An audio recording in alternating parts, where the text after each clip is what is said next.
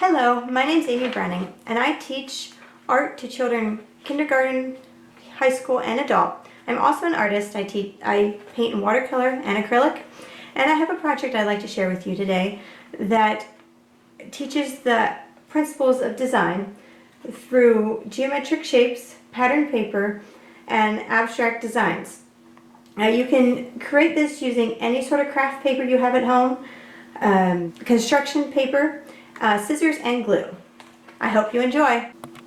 Here is an example of one that I've completed, and we're going to use the principles of design to create an interesting abstract work of art. So first of all, we have what's known as our focal point. A focal point or emphasis is often of a different size. It could be a different shape. This one kind of pulls your eye towards it first because it's larger than the other pieces, and it has a pattern on it. The only other place we see this pattern repeated is down here in the corner with the same shape but just part of it. We're going to use pattern throughout this design. Our pattern comes through our pattern paper, but pattern is also our shapes that are repeated throughout our composition. We have used pattern, and then we have repetition, which is the shapes that are repeated, and using those to create a sense of rhythm. Rhythm is a feeling of organized movement through your composition. So think of music. When you think of rhythm, you have a rhythm in the background of the music, like 3/4 time. It's organized, so it helps your ear go through that piece of music. So in art, we have rhythm through our repetition, and if we organize it in a certain way, you can help your viewer's eye move through that work of art. Variety, we want to use lots of variety in here of large, medium, and small shapes, but also a variety of shapes. Here we have semicircles, squares, circles, but they're all not the same, and by overlapping them, we have the same shapes, but I'm overlapping them and creating different shapes as well. So which also adds to more variety by overlapping and creating new shapes. Having variety in a work of art helps the viewer's eye move through that piece of art and keeps the viewer engaged. Movement is the path that the viewer's eye takes through the work of art. Movement can be created through line, corners, and angles, things that act as arrows to point the viewer's eye to different parts of the piece. Artist is largely in control of how they want the viewer's eye to move through that work of art. Unity is the feeling of harmony that gives a completeness to the work of art, and there's multiple ways to create unity, but for this project, the simplest way is to give it either use one or two colors or monochromatic scale like I did here. You could also use colors that a limited palette, which is another easy way to create unity, such as these browns and greens.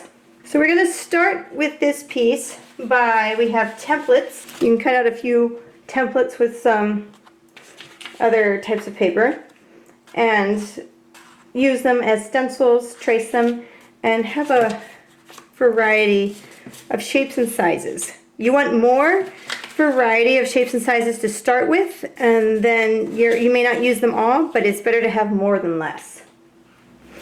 So we're going to start by laying these out. You don't want to glue anything down at the beginning.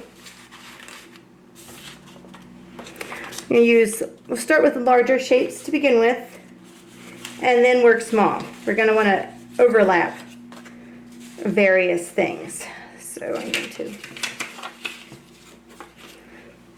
put these down. I think I need some more solid colors. It's good to have some shapes.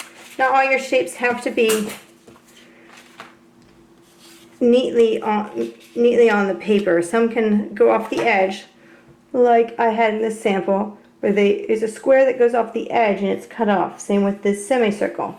So you don't have to try to fit everything neatly in the center of your page.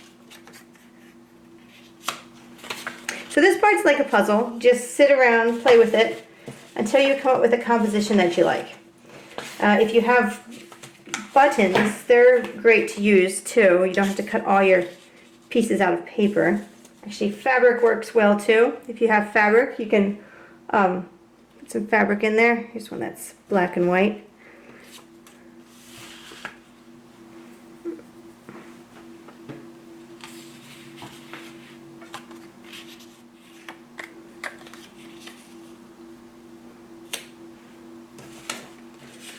Long strips of paper are great too, because then they can add the sense of line in your composition.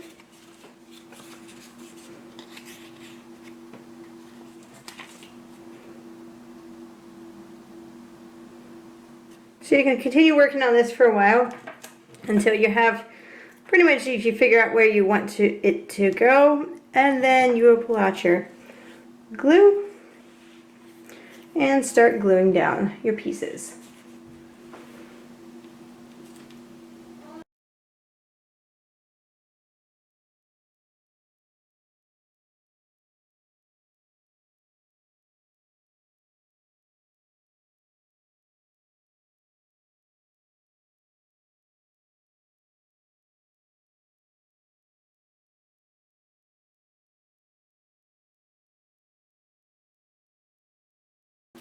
Alright, so I found a little piece of purple fabric. I decided to stick in this area. It kind of becomes my focal point here. Having a little pop of color isn't bad. This is kind of muted enough that it harmonizes with the black and white fabric and patterned paper. Alright, so there's endless possibilities with this project. Whatever you have at the house with patterned paper, you can use solid paper, fabric, whatever. The possibilities are endless, and you can have fun and create so many different works of art using the same process. Hope you enjoy.